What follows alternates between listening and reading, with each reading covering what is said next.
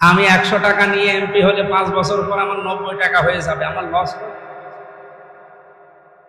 আমির জামাতের ঘোষণা শোনেননি যে এ দল থেকে কেউ যদি এমপি হয় অন্তত 5 বছর পরে তার 1 টাকাও বাড়বে না, আরো যা আছে তুমি যাবে। আমার লস না, আমার আরো ঝামেলা রাত দিন নেই। এই যে সকাল থেকে শুরু করেন আপনারা, কালকে রাত 1টায় বাড়ি এসেছি, প্রতিদিন 5-7টা করে। এই ঝামেলা তো আমার মাথার উপরে ছিল না। সুতরাং এই ঝামেলা মাথায় নিয়ে আমার দুনিয়াবি লাভ হয় না, আমার আখেরাত তৈরি হচ্ছে, এটা আমি বিশ্বাস করি। কয়েকদিন আগে মনে হয় 2-3 দিন হবে, বড় বাজারের এক আগরওয়ালা হিন্দু, আমি নাম নিলাম না, অনেক ধনী মানুষ, অনেকগুলো দোকান আছে, এনেছিল। এ লোক এসেছিল আমার বাড়িতে রাত্রে, রাত প্রায় 11টা বাজে। এসে আমারে সালাম দিল। সালাম দেওয়ার পরে মনে করছে যে মুসলমানই হবে। এসে আমার নাম বলছে যে বিনোদ কুমার আগরওয়ালা আমার নাম, বড় বাজারে বাড়ি, আমি এসেছি আপনাকে একটা জিনিস দেখাবো। আমি মনে করছি ও লোকটা মনে হয় মুসলমান হবে, ও সাদা তো মুসলমান হতে চায়। ও ভিডিও দেখাচ্ছে কি যে আপনি বলেছিলেন কয়েকদিন আগে আপনাদের দল নাকি জানিয়েছে যে এই দল থেকে কেউ যদি এমপি হয়, মন্ত্রী হয়, তার 1টা টাকাও 5 বছরে বাড়বে না। খুব খুশি হয়েছি, আমি দেখা করতে আসলাম। আপনি আসবেন, আপনার রাত 11টায় এসেছেন, অন্য ধর্মের মানুষ, আমি তো ভয় পেয়ে গেছি। নিজের দলের লোক আসলে এত রাতে ভয় লাগে, আর আপনি অন্য ধর্মের মানুষ। না, আপনারা যা করছেন এতদিন আপনাদের সম্পর্কে আমাদের ভুল বুঝিয়েছিল, এখন আস্তে আস্তে আমরাও আপনাদের সম্পর্কে দেখছি, 1 বছর বুঝতেছি। আমরাও চাই ভোট এবার আমি আপনাকেই দেব। সম্মানিত চিকিৎসক ভাইরা, আপনাদের প্রতি শ্রদ্ধা, সম্মান এবং ভরসা রেখে বলছি, আপনাদের এই কাজটাকে আপনারা এগিয়ে নেবেন ইবাদত হিসাবে। আমি বাইরের দেশে, বিশেষ করে এই যে তামিলনাড়ু, অনেকগুলো খ্রিস্টান ডাক্তারের সাথে প্রায় 1 মাস 23 দিন ছিলাম সেখানে, আমার মেয়েটা।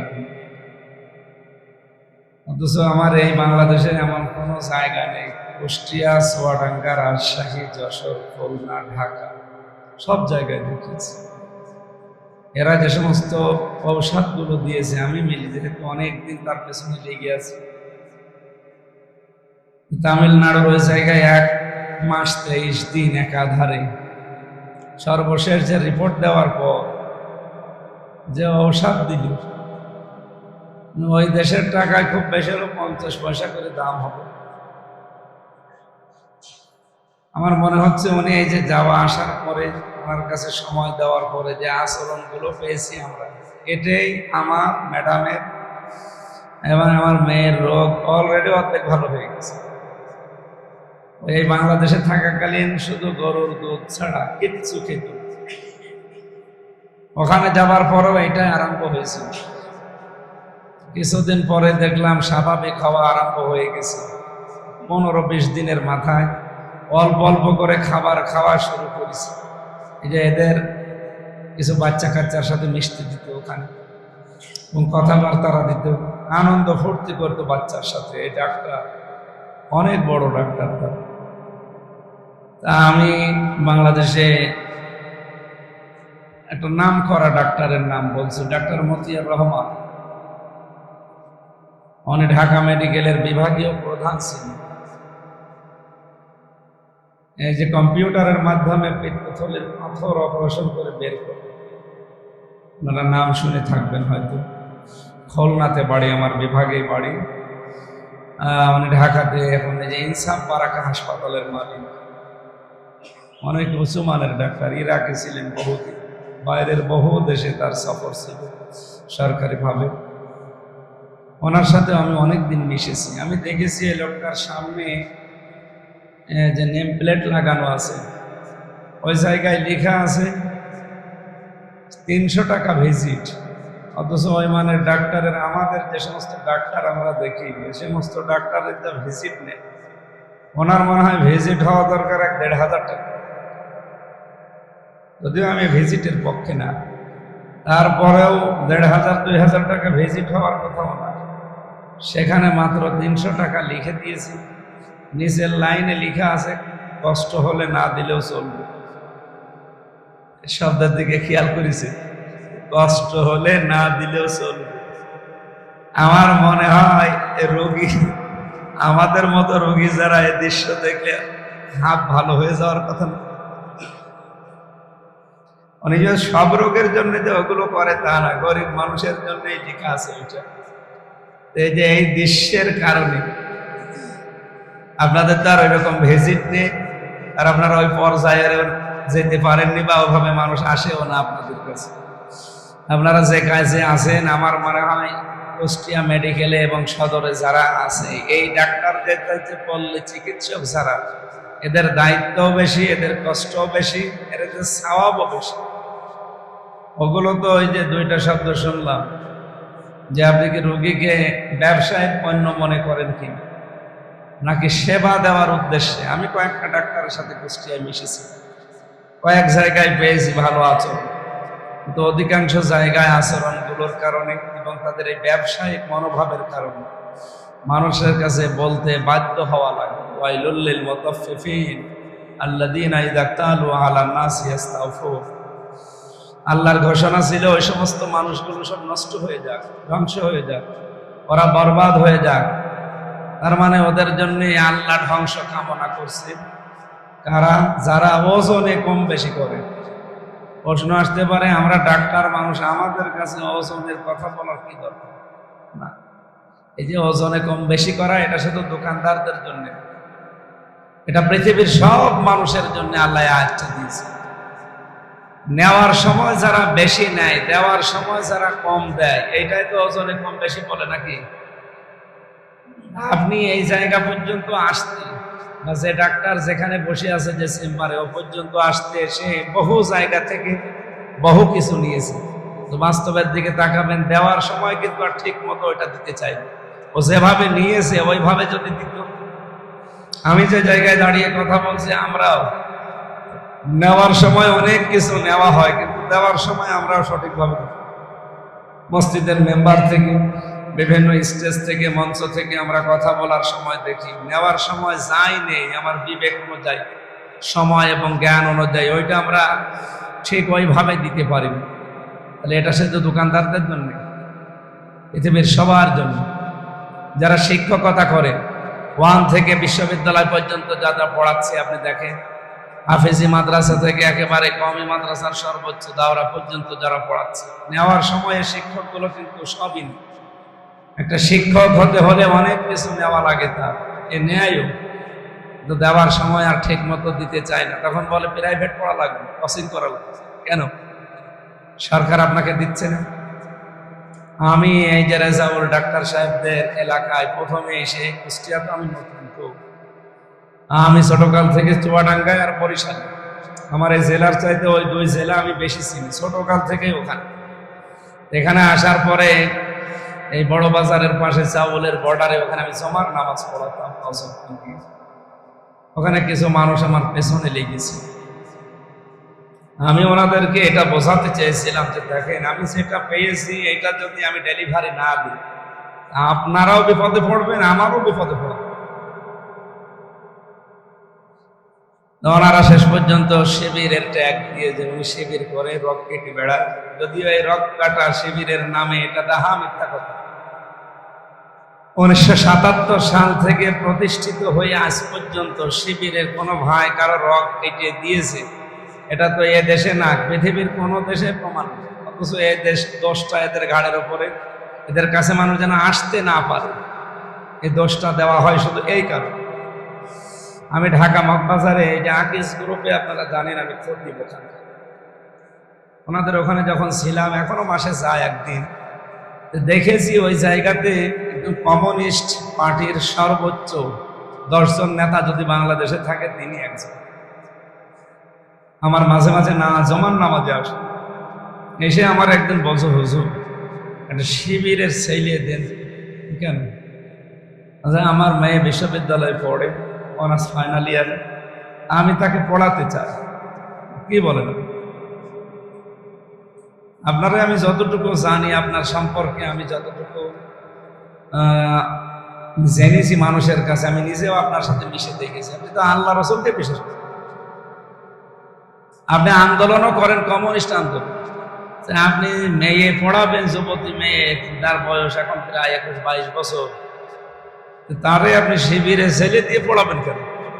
আরো তো কত দলের ছেলে মেয়ে ছেলে পিলে আছে, তাদেরকে নিয়ে পড়াবেন। আমারে বলছে হুজুর আপনি বাস্তবতা বুঝে।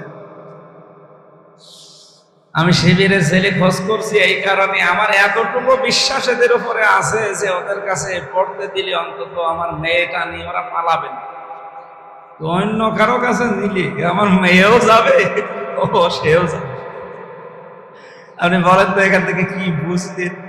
এটা কমিউনিস্ট আন্দোলনের বাংলাদেশে 10 জনের একজন, এই লোকটা যদি এ সম্পর্কে এই কথা বলতে পারে, আর যারা রাজনৈতিক কারণে শুধুমাত্র এ কথা মানুষকে শোনায়, তাদের কি বিবেকের উপরে কুকুরে পোশাক করেছে? সুতরাং প্রমাণিত হয়ে গেছে এদেশে একামতে দিনের দায়িত্বে যারা আছে, সে ছাত্রদের ভেতরে হোক, শিক্ষকদের ভেতরে হোক, চিকিৎসকদের ভেতরে হোক, শ্রমিক যারা আছে তাদের ভেতরে হোক, যারা আছে বাংলাদেশে যে যেখান থেকে একামতে দিন কায়েম করা লাগবে এই টেন্ডেন্সি নিয়ে যারা চলে, তারা মানুষের ক্ষতি করে, এটা এই দেশের মানুষ এখন আর বিশ্বাস করে না। এদেশের সবাই বিশ্বাস করে যে না, এরা যদিও এদের অভাব অনটন আছে, এরা সচ্ছল না এরকম, তারপরও এদের দ্বারা অন্তত আমার ক্ষতি হওয়ার সম্ভাবনা। আমি যেখানে এখন আছি 6 রাস্তার মোড়ে, ওই এলাকায় যারা এই লাইনে আছে যে দিন কায়েম হোক, এটা যারা চায়, তারা খুব সচ্ছল তা না। ও পাড়ায় বহু ধনী ধনী মানুষ আছে যারা মানুষের তৈরি করা আইনগুলো জমিনে কায়েম করার জন্য যারা চেষ্টা করে, তাদের দ্বারা চাঁদাবাজির সম্ভাবনা আছে, তাদের দ্বারা মানুষের চরিত্র হননের সম্ভাবনা আছে। মানুষ আতঙ্কে থাকে তাদের চেহারা দেখলে। কিন্তু বাকি যে মানুষগুলোকে আমি নাম জানি না অনেকে, তার ভেতরে যে হায়াত আলী মানুষ, এইরকম একটা মানুষের দ্বারা ও নিজেরই চলে না, অথচ সকাল থেকে সন্ধ্যা পর্যন্ত যেহেতু উনি জামাত কর্মী, এই জন্য ওনার জীবনের টার্গেটই যে উনি সমাজকর্মী। আর এটা আমরা এই 1 বছর 1 মাসে বাংলাদেশের মানুষকে অলরেডি বোঝাতে সক্ষম হয়েছি, বলেন আলহামদুলিল্লাহ। আমি তো শুধু এ জেলায় না, আমার বহু দেশ নিয়ে চলাফেরা করা লাগছে এখন শুধু আকিস গ্রুপের কারণে।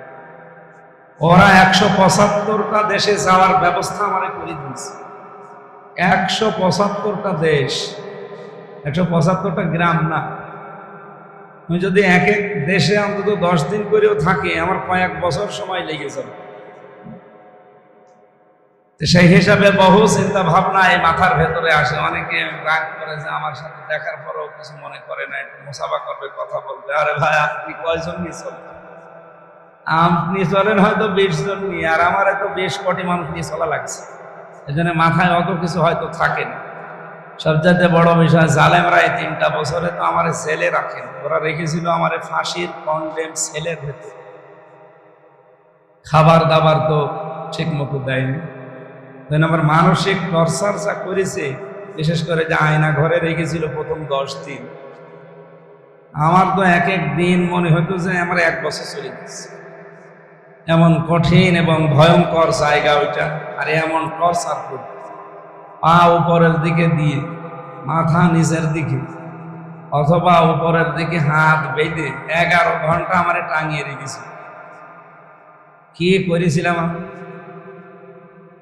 রেজাউল সাহেবদের এখানে চাউলের বর্ডারেও যা করতাম, সারা দেশেও তো ওই কথাগুলোই বলতাম নাকি। আমি আমার বাবার কথা কোনোদিন বলেছি যে আমার বাবার দল করে, আমার দাদার দল করে? আমার বাবা দাদা তো আওয়ামী লীগ করতো, এসব বাবা করে নাই, দাদা করতো। তাদের দিকেও তো কোনোদিন ডাকি নাই, ডেকেছিলাম আল্লাহর বিধানের দিকে। এই একটা মাত্র অপরাধ ছিল। হ্যাঁ, আমার অভ্যাস হচ্ছে কাউকে ভয় করে কথা বলা, আমার ভয়। কারো দিকে তাকিয়ে কথা বলা হয় না। কে কোন পর্যায়ে আছে, ফিউচারে কে কোথায় যাবে, তারে দেখে কথা বলা লাগবে না। কেউ যদি অন্যায় করে, সে যাই হোক, সে হানিফ সাহেব হোক আর হানিফের ভাই আতা হোক, আমি নাম ধরে ধরে কথা বলতাম মানুষকে সতর্ক করার জন্য। ওরা এইটা মাইন্ডে নিয়ে এখান থেকেও অনেকগুলো মেসেজ উপরে দিয়ে এই জন্য টর্চার করি। আমার শারীরিক অবস্থা এখনো স্বাভাবিক হয়নি, যদিও প্রায় 1 বছরের মতো হয়ে গেল। আমি সিঙ্গাপুর, থাইল্যান্ডে, মালয়েশিয়া, আমেরিকা বহু জায়গায় দেখালাম, কিন্তু ওই সব ডাক্তারের একই কথা আছে, আপনার প্রচুর পরিমাণে ঘাটতি হয়ে গেছে শরীরে। অনেক কিছু টর্চারের মাধ্যমে, এমনকি খাবারে পয়জন পর্যন্ত দিয়েছে। এখানে জেল খাটা মানুষ যারা আছেন তারা জানে, জেলে যারা থাকে প্রত্যেকের খাবারের ভেতরে তারা তেঁতুল দেয়। চিকিৎসা বিজ্ঞান যদি পড়ে থাকেন, তেঁতুল দিলে কয়েকটা ক্ষতি হয় মানুষের শরীরে, পুরুষ মানুষের। আমরা এখন পড়াশোনা করে বুঝতে পারছি, এর আগে তো জানতাম না। সেগুলো আমার সবই অলরেডি হয়ে গেছে, এখন স্বাভাবিক আস্তে আস্তে হবে ইনশাল্লাহ। এই জন্য অনেককে, যদি এই যে রেজাউল ভাইকে আজকে আমি চিনিছি, ওনারে আমি স্যালুট দিলাম, সালাম দিলাম। তো সবাইকে ওইভাবে যদি না চিনি আর আমি যদি মন খারাপ করে বসে থাকি, আমার পাগল হয়ে যাওয়া লাগবে না? আপনারা আছেন হয়তো, বললাম 50 জন নিয়ে, আমার তো 50 কোটি নিয়ে থাকা লাগবে। সেই হিসাবে দেখেছিলাম কথাগুলো বলতে গেলে হয়তো এলোমেলো কিছু কথা চলে আসে। সেই কুষ্টিয়া সদর হাসপাতালে মনে হয় 2-3 মাস আগে একবার ভিজিট করতে গিয়ে আমি পরিষ্কার পরিচ্ছন্নতা নিয়ে কথা বলতে গিয়ে একটা স্লিপ অফ টাং হয়ে কথা বের হয়ে গিয়েছে। আমার ভেষায়, আমার পাসপোর্টে পাকিস গ্রুপ থেকে একটা করে লাগিয়ে দেয় ভিসা। ওদের একটা সিস্টেম আছে, ওদের ব্যবসা আছে প্রায় 120টা দেশের উপরে। ওরা এই একটা সিল লাগিয়ে দিলে, ওরা যেহেতু বাংলাদেশের 2-3টা গ্রুপের ভেতরে একটা ভিসায় 35টা দেশে যাওয়া যায়, এরকম সিস্টেম আছে। আমার 5-6 বার লাগিয়েছে। আপনি হিসাব করে বলেন তো কতগুলো দেশ হয়। সেই হিসাবে আমি অনেকগুলো দেশে ওদের মাধ্যমে গেছি, মালিকই আমারে নিয়েছে। ওখানে কথা বলতে বলতে বলেছিলাম যে উনি সাংবাদিক আমারে বলছে, অ্যান্টি সাংবাদিক, মানে যে কুষ্টিয়াকে পরিষ্কার পরিচ্ছন্ন হিসাবে দেখতে হলে আপনি কি করতে চান বা কোন মানে নিয়ে যেতে চান, আপনি যদি সামনে দায়িত্ব পান। তা আমি বলে ফেলেছিলাম যে থানার কথা। আমার একটা জরিপ ছিল, বাংলাদেশে 630টা থানা আছে, এখানে প্রায় 175টা থানার লিস্ট আমি পেয়েছি, বা ওটা এই দেশে অনেকে জানে যারা লেখাপড়া করে, এগুলো একটু পরিষ্কার পরিচ্ছন্নতার দিকে উপরে। আমি চাইছিলাম যে কুষ্টিয়াকে আমরা অন্তত ওই মানে নিয়ে যেতে চাই। সেখানে থানার নাম বলতে গিয়ে দেশের নাম বেরিয়ে গেছে, আর এইটাই হাইলাইট করে পরের দিন সারা দেশে ছড়িয়েছে। মানে 175টা দেশে গেল কি করে? আমি তো দেশের কথা ওই জায়গায় বলতে চাই, থানার একটা তুলনা দিতে চেয়েছিলাম যে আমরা এই মানে নিয়ে যেতে চাই। 630টা থানা, 175টা থানা একটা টার্গেটে আছে, যে এইভাবে আপনারা আরো তৈরি করেন, তাদেরকে মডেল থানা বলা হয়। আপনি তার মধ্যে কুষ্টিয়া, এই যে যশোরের জিকরগাছা একটা, এটাকে অন্তত মডেল থানা বলা যায়। যতগুলো মডেল বিষয় আসলে, কাজ কারবার হলে, উন্নত হলে, পরিষ্কার পরিচ্ছন্ন হলে তাকে মডেল থানা হিসাবে পরিগণিত করা যায়। যশোরের চৌগাছা তার ভেতরে একটা। আমরা ওই রকম একটা মানে নিয়ে যেতে চেয়েছি। তা আমি যে কথাটা আপনাদের বোঝাতে চাচ্ছিলাম, এখান থেকে এরকম উল্টাপাল্টা হয়ে মানে বহু কিছু স্মৃতি থেকে হারিয়ে গেছে। 6 মাসে আমি কোরআনের হাফেজ হওয়া মানুষ, মাত্র 6 মাস 13 দিন সময় লেগেছিল পুরা কোরআন শরীফ আমার মুখস্থ। কি মেধা ছিল বলেন তো! অথচ এখন 1 পৃষ্ঠা মুখস্থ করতে 6 মাস লাগে। কি করেছে টর্চার মেধার উপর! এখান থেকে যখন এই যে জেলখানায় নিয়ে গেল, এই কুষ্টিয়া থেকে প্রথম এসে 11 সালে,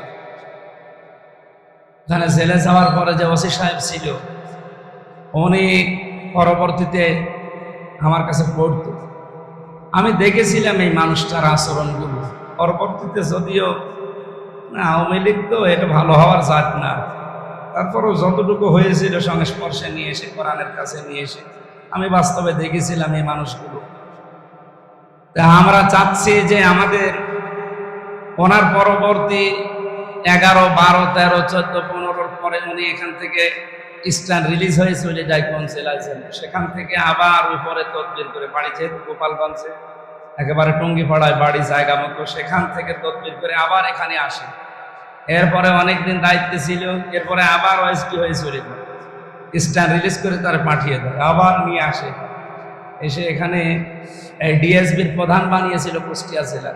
সেই হিসাবে বহুদিন তার সাথে আমি মিশেছিলাম, প্রায় 20 সাল পর্যন্ত যোগাযোগ ছিল। এরপরে জেলে যাওয়ার পরে আর যোগাযোগ নেই। শেষের দিকে তার আচরণ আমি পেয়েছিলাম। এই আচরণের কারণে, পরিবর্তন এর কারণে তাকে বোঝাতে আমি সক্ষম হয়েছিলাম যে আপনি শুধু নামাজ পড়াকে ইবাদত মনে করেন, জিকির করাকে ইবাদত মনে করেন। সরকার যে দায়িত্ব আপনাকে দিয়েছে এই 8 ঘন্টা, এইটাও কিন্তু একটা নামাজের মতো ইবাদত। তো উনি বুঝে শেষে এই আচরণগুলো আরম্ভ করেছিলেন, যদিও সরকার পড়ে যাওয়ার পরে তারও দায়িত্ব শেষ হয়ে গেছে। তা আমরা আপনাদেরকে বোঝাতে চাচ্ছি, কোরআনের নির্দেশ হচ্ছে শুধু নামাজ শেষ হয়ে গেলে মসজিদে আর বসে থাকার দরকার নেই। নামাজ শেষ, মসজিদের কাজ শেষ। এবার আপনি কি করবেন? ফান্তাশিরু ফিল আরদ, জমিনে ছড়িয়ে যান। ওয়াবতাগু মিন ফাদলিল্লাহ, আল্লাহর রিজিক অনুসরণ করেন। তাহলে নামাজে আপনি এই যে 15-20 মিনিট কাটালেন, যে সওয়াব পেয়েছেন, এখান থেকে আপনি কর্মজীবনে গিয়ে, আপনারা যেহেতু ডাক্তার, যেখানে যেখানে সময় দেবেন, 8 ঘন্টা 10 ঘন্টা যদি আপনার দায়িত্ব থাকে, মনে করেন আমি নামাজে আছি, যদিও এটা কঠিন ধৈর্যের কাজ, বিশেষ করে হাসপাতালের দায়িত্বে যারা থাকে, 12 বাপের 13 ছেলেরা সেখানে ছেলে মেয়েরা যায়, কত রকমের ঝামেলা। এটা যে একটা কঠিন ইবাদত, আপনাদেরকে আল্লাহ যেহেতু এই ঝামেলাই নিয়ে এসে ফেলে দিয়েছে, কর্মজীবন এটা মানুষের কপালে লেখা থাকে। দুনিয়ায় আসার 50,000 বছর আগে এটা আল্লাহ তৈরি করে রেখেছে। এই জন্যে আপনার কর্মজীবন যেহেতু এইটা, আপনি ওইটাকেই ইবাদত মনে করে আপনার আখেরাত আপনি তৈরি করে নেবেন। আমি আশা করি কথা বোঝাতে পেরেছি। দ্বিতীয় একটা হাদিস পড়েছিলাম, তলাবু কাসবিল হালালি ফারিদাতুন বাদাল ফারিদা, নির্ধারিত ফরজ যখন আদায় হয়ে যাবে, হালাল রুজির জন্য চেষ্টা করা, কষ্ট করা, শ্রম দেওয়া, এটাও একটা ফরজ। আপনি 5 ওয়াক্ত নামাজ ফরজ হিসাবে পড়েন, এটা যেমন ফরজ। নামাজ শেষ হয়ে গেলে আপনি যখন কর্মজীবনে এসে মানুষের সেবা করবেন, এই যে ডাক্তার মতিয়ার রহমানকে আমি বারবার বলতাম, আপনি 300 টাকা ভিজিট লেখেন, এমনি তো আপনি কম দিয়েছেন, এরপরে আবার নিচের লাইনে লিখে দিয়েছেন কষ্ট হলে না দিলেও চলবে, মানুষ দেবে। এটাকে তো আমি ব্যবসা হিসাবে নেইনি, আমার তো আর অভাব ওইভাবে নেই, আমি এটাকে এখন ইবাদত মনে করি। তা আমি ওনার কথা শুনে খুব বিলিষ্ট হয়েছিলাম। আমরাও চাই যে আমরা যদি এইরকম মনে করতে পারি, তাহলে আমার নামাজটাই শুধু, জিকিরটাই শুধু, রোজা রাখাটাই শুধু ইবাদত হচ্ছে না, আমার 24টা ঘন্টা ইবাদত। আপনি যে টয়লেটে যান, টয়লেট করাও ইবাদত। বাম পা দিয়ে প্রবেশ করে যদি বলেন আল্লাহুম্মা ইন্নী আউযু বিকা মিনাল খুবুসি ওয়াল খাবাইস, এরপরে ডান পা দিয়ে যখন বের হবেন বলবেন গফরানাক আলহামদুলিল্লাহিল্লাযী আযহাবা আন্নিল আযা ওয়া আফানি। এই যে 8-10 মিনিট টয়লেটে বসে আছে, আপনি বিশ্বাস করেন এই 10 মিনিটই নামাজ পড়ার মতো ইবাদত। এখন যদি বলেন টয়লেটের নিকৃষ্ট কাজ ইবাদত হয় কি করে? কারণ ওই তরিকা ছিল রাসূলুল্লাহ, আপনি তরিকা রাসূলুল্লাহর মেনে এই কাজগুলো করলেন, এই জন্য পুরাটা ইবাদত হয়ে গেছে। বিশ্বনবীও এই পৃথিবীর শ্রেষ্ঠ ডাক্তারদের অন্যতম একজন ডাক্তার। তিব্বত নবী একটা বই আছে, নবীজি যে ডাক্তার ছিলেন, পৃথিবীতে সর্বশ্রেষ্ঠ ডাক্তার, তার এই বইটা পড়লে আপনি বুঝবেন। সেই জন্য আপনি নবীজির জীবনে এমন কোন দিক আর বিভাগ পাবেন না যে ছিল না। আপনি ডাক্তার, আপনার জীবনে কি অনুসরণ করা লাগবে নবীর জীবন থেকে আপনি নিতে পারেন। উনি কিভাবে চিকিৎসা বিজ্ঞানে কাজ করতেন, চিকিৎসা সেবায় তিনি নিজেকে নিয়ে যেতে করতেন, সেখান থেকে যদি আপনি নিয়ে ওইভাবে নিজের জীবনটা চালাতে সক্ষম হন, আল্লাহ রাব্বুল আলামিন আপনার এই 8 ঘন্টা 10 ঘন্টা যে পুরা ডিউটি করেন বা কাজ করেন, শ্রম দেন, পুরাটাই নামাজের মতো ইবাদত আল্লাহ গণ্য করেন। আমি চাই আপনারা এই সমস্ত কাজগুলো করে আপনার আখিরাত আপনি ভুলে যাবেন। ওয়াবতাগি ফীমা আতাকাল্লাহু দারুল আখিরাতা ওয়া লা তানসা নাসিবাকা মিনাদ দুনিয়া ওয়া আহসিন কামা আহসানাল্লাহু ইলাইকা ওয়া লা তাবগিল ফাসাদা ফিল আরদ ইন্নাল্লাহা লা ইউহিব্বুল মুফসিদিন। সূরা কসসের ভেতরে আল্লাহ জানিয়েছেন, ওয়াবতাগি ফীমা আতাকাল্লাহু দারুল আখিরা, তোমাকে আমি আল্লাহ যা দিয়েছি, তোমার জ্ঞান বুদ্ধি, তোমার টাকা পয়সা, বাড়ি গাড়ি, তোমার যে মেধা যোগ্যতা ক্ষমতা যা দিয়েছি, এইটা দিয়ে একটা কাজ করো, আগে আখিরাতের জন্য কিছু তৈরি করার চেষ্টা করো। এই জন্য বুদ্ধিমান তো ওই লোকটা, আল কাজ্জিসু মান দানা নাফসাহু ওয়া আমিলা লিমা বাদাল মাউতি ওয়াল আজিজু মান আতবা নাফসাহু হাওয়াহা ওয়া তামান্না। হযরত আনাস থেকে বর্ণিত, তিনি বলেন, এ পৃথিবীতে বুদ্ধিমান আল্লাহর দৃষ্টিতে ওই লোকটা যে আখিরাতের কাজগুলো আগে থেকে করে রাখে আর আল্লাহর উপর ভরসা করে। আর পাগল, অবোধ, নির্বোধ ওই লোকটা যে আখিরাতের কোনো কাজ কারবার নেই, আখিরাতের কোনো পুঁজি তার নেই, আন্দাজে ভরসা করে আছে যে আল্লাহ তো রহমান, মাফ করে দেন। এটা পাগলামি ছাড়া কিচ্ছু না। সুতরাং আমি আমার কর্মজীবন থেকে, আমার যে লাইফ স্টাইল আছে, এখান থেকে আমার আখেরাত আগে, এরপরে দুনিয়া, এটাকে যদি সামনে রাখা যায়, তাহলে আপনার এই ডাক্তারি পেশাটাও আপনার কাছে নামাজের মতো আনন্দ লাগবে। নামাজে পড়লে যেমন একটা আনন্দ পান, যেমন একটা শান্তি অজানা আসে, এই ডিউটি করলেও তখন একটা শান্তি আসবে। আল্লাহ আমাদেরকে ওই রকম যোগ্যতা এবং দুনিয়া আখেরাতে কামিয়াবি হওয়ার তৌফিক যেন দান করে। নির্বাচনের নাম আমরা শুনলাম যে আপনাদের জায়গা থেকে আপনারা চেষ্টা করবেন, এইটাও এবার কারণ কোরআনে আছে হুয়া জিতাবাকুম, আমি তোমাদেরকে নির্বাচিত করি। আমার প্রশ্ন হচ্ছে, নির্বাচিত করা হয় যে মাধ্যমে, তার নাম কি? নির্বাচন। নির্বাচিত যে মানুষ হয় কোন পদ্ধতি? নির্বাচনে। নির্বাচন ছাড়া নির্বাচিত হওয়া যায়? অথচ এই 15 বছর তো আর এটা হয়নি। আমার এই 33 বছর বয়স, আমি আজ ভোট দিতে পারলাম না। ভোট কি আমি জানিও না।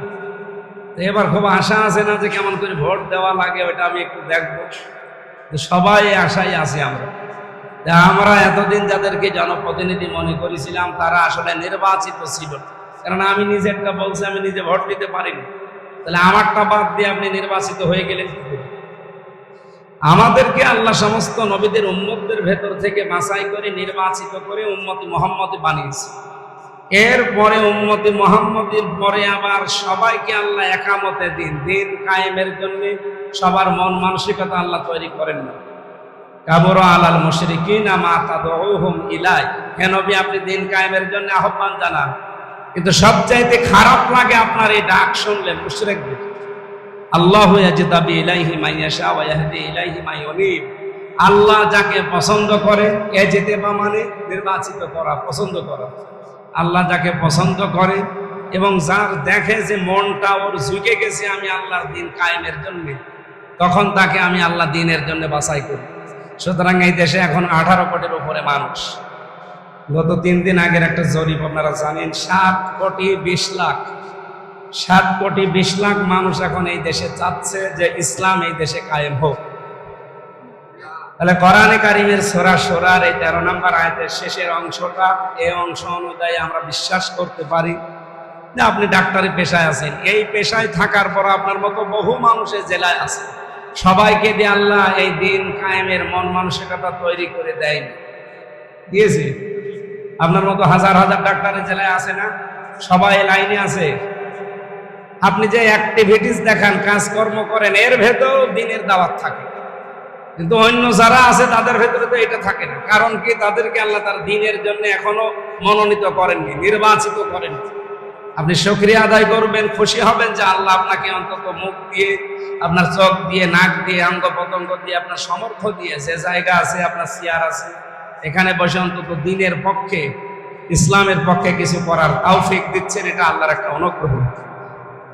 আল্লাহ রাব্বুল আলামিন এই নিয়ামতের শুকরিয়া আদায় করার তৌফিক আমাদের দান করেন। নিয়ামতের শুকরিয়া আদায়ের মাধ্যম হচ্ছে 3টা। 1 নম্বরে মুখে স্বীকার করা যে হ্যাঁ আমি এটা নিয়ামত হিসাবে নিয়েছি, আমার মতো হাজারো মানুষ এ লাইনে এখনো আসতে পারেনি। 2 নম্বরে অন্তরে একটা আনন্দ পাওয়া, এটা আমরা পাই। সত্যি কথা বলছি, মানুষের তৈরি করা আইন যারা কায়েমের জন্য চেষ্টা করে, তারা যদি ভয় না পায়, কাইফা আখাফু মা আশরাকতুম ওয়ালা তাখাফুনা আন্নাকুম আশরাকতুম বিল্লাহ, তোমরা যারা মানুষের তৈরি করা আইন জমিনে কায়েম করার জন্য চেষ্টা চালাও, তোমরাও তো ভোট করো, দল করো, তোমরা তো বিভিন্ন কাজ কারবার করো, তোমরা যদি ভয় না পাও, আমি আল্লাহর বিধানের জন্য একটু নড়াচড়া করছি, আমি ভয় পাবো কোন কারণে? আলাম ইউনাজ্জিল বিহি আলাইকুম সুলতানা, অথচ তোমাদের পক্ষে কোনো দলিল আল্লাহ নাজিল করেননি, কিন্তু আমি যে একামতে দিনের কর্মী, আমি যে চেষ্টা করছি দিন কায়েম হোক। দিন কায়েম করা দেখানো ফরজ না, চেষ্টা করা ফরজ। এদেশে যদি দিন কায়েম না হয়, কিয়ামতে আপনি জাহান্নামে যাবেন, বিষয়টা এমন না, কিন্তু চেষ্টা না করলে জাহান্নামে যাবেন। আল্লাহ আমাদেরকে তৌফিক দিন। সবাইকে যেহেতু আল্লাহ নিয়ে আসেন নাই, বললাম না মাত্র এই 18 কোটির ভেতরে 7 কোটি 20 লাখ মানুষ চায়, তাও এই 1 বছরের ভেতরে একামতে দিনের হাজারো মানুষগুলো চেষ্টা তদবির কর্ম করে তাদের অ্যাক্টিভিটিস দেখিয়ে মানুষকে নিয়ে এসতেছে, আর আল্লাহ তাদেরকে আসার সুযোগ করে দিচ্ছে। এই জন্য অনেক জালেম, অনেকের মাথা খারাপ হয়ে গেছে যে 1 বছরে যদি এই পরিবর্তন হয়, আগে আমি আগস্টের 5 তারিখের আগেও একটা জরিপ পেয়েছিলেন, মাত্র 100 জনের মাত্র 15 জন বলতো যে এই দেশে দিন কায়েম হোক। বলেন, মাত্র 100 জনের 15 জন যদি কিয়ামত পর্যন্ত বলে এই দেশে দিন কায়েম হবে। এখন যে পরিস্থিতি এসে গেছে, এখন 100 জনের অন্তত 77 জন মানুষ মনে না চাইলেও ভেতর থেকেও তারা অন্তত নাড়াচাড়া দিচ্ছে যে না, এদেশে দিন কায়েম হোক। একটা হিন্দু পর্যন্ত, গোবিন্দ পরামানিক চন্দ্র, একটা হিন্দু মহাজোটের মহাসচিব, এই লোকটা পর্যন্ত বলছে যে না, ইসলাম আসুক। তারপরে তিনি নাম ধরে বলেছে জামাত ইসলাম আসুক। তিনি যেহেতু ইসলামের নাম বলেছে যে ইসলাম আসুক, তাহলে আমরা এদেশে আরো অন্য ধর্মের যারা আছি নিরাপদ এবং শান্তিতে থাকতে পারব। ঢাকা মহাসমাবেশে তার একটা বক্তব্য ছিল, এরকম আপনারা দেখেছেন।